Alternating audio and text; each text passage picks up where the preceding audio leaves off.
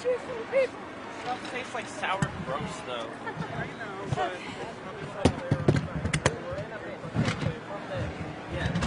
That's a little easier for you, Tim. Am I okay here? Are you ready? Ma'am, say and spell your first and last name for me. My first name is Tammy, Tammy.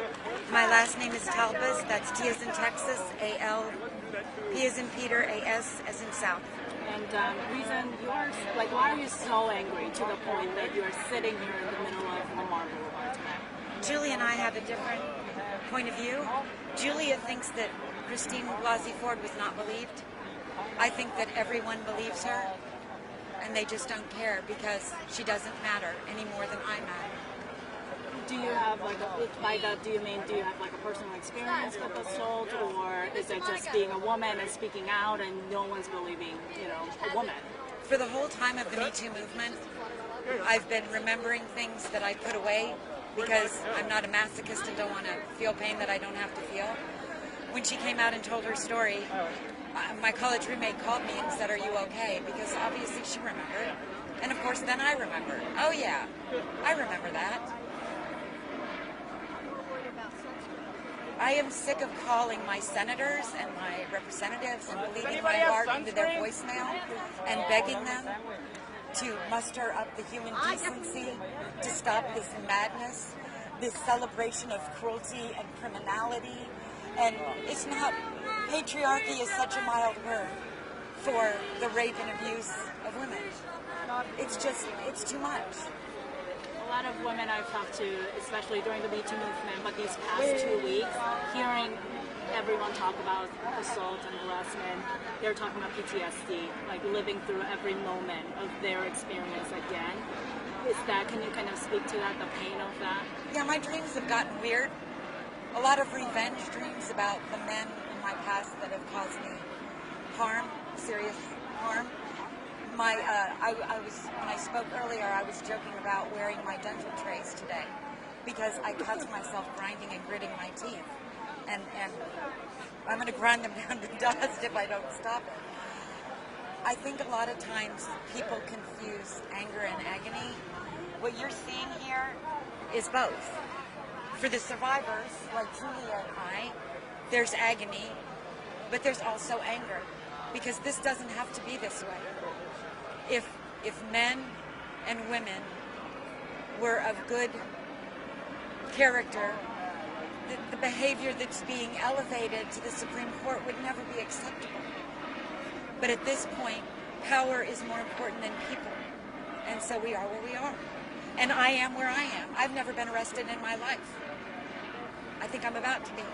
What's the strongest message that you want people to remember or take away from this? You cannot check out on the process of politics. You cannot check out. You cannot step away, look away, pretend it doesn't matter. You have to vote every time. You have to get everyone you know to vote every time. Even if they show up and say, "I'm not sure how to vote on this particular issue," show up and vote on the things that you know and care about. Casting a partial ballot is better than not showing up at all. America's ideal was that the people would be the royal family and the electeds would be our royal servants. It has been flipped, and it's been flipped because the people have abdicated their royal family role and are letting our electeds run us. It shouldn't be that way. It cannot keep being that way. Thank you so much, Tammy, for sharing. Thank you. Really appreciate it. Thank you.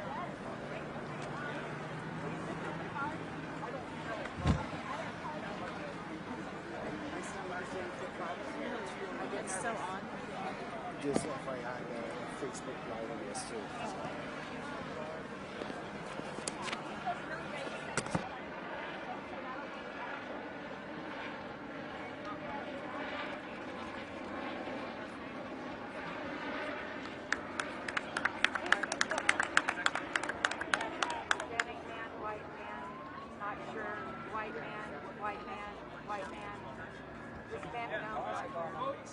Wow.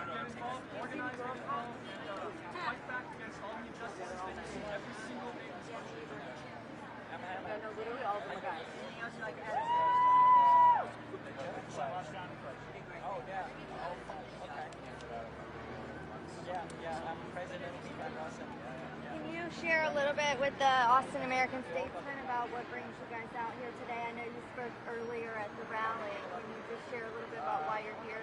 Yeah, I'm here because we just put a predator and a genuinely horrible person in the Supreme Court, and the fact that that's where we are as a country truly disgusts me. And as a girl, as a woman, as a survivor of sexual assault, I do not feel safe in this country. I don't feel safe anywhere.